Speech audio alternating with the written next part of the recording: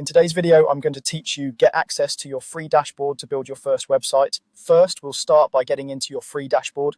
This is your command center where you'll manage everything from design to pages, domains, and publishing. If you're creating a new account, follow the on-screen prompts and confirm your access so you can land on the main dashboard. Once you're in, take a moment to look around. You'll typically see areas for pages, design, settings, and publishing. A quick tip: decide on a working project name and the purpose of your site up front. It makes organizing your content and settings much smoother. Next, pick a template. Templates give you a head start with layout and styling, and you can change anything later. Browse by category, portfolio, business, blog, or store, and preview how each template looks on desktop and mobile. Choose one that feels close to your vision, not just in appearance, but in key features like galleries, contact forms, or product sections. Remember, you're not locked into any colors or fonts yet.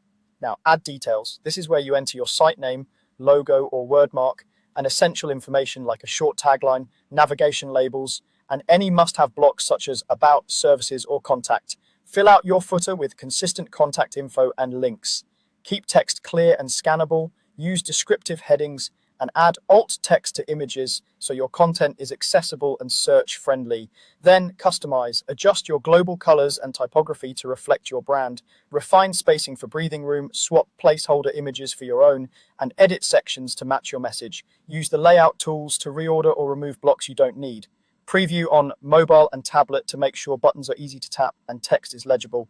Aim for consistency so pages feel connected, and compress large images for faster load times. When you're ready, link to your own domain. If you already own one, connect it through your dashboard by following the platform's DNS instructions. If you need a domain, you can usually purchase it directly or through a registrar and then connect it. Allow time for changes to take effect and enable a security certificate so your site loads over HTTPS. Finally, publish and promote. Hit publish, test your live site on multiple devices, and check links and forms.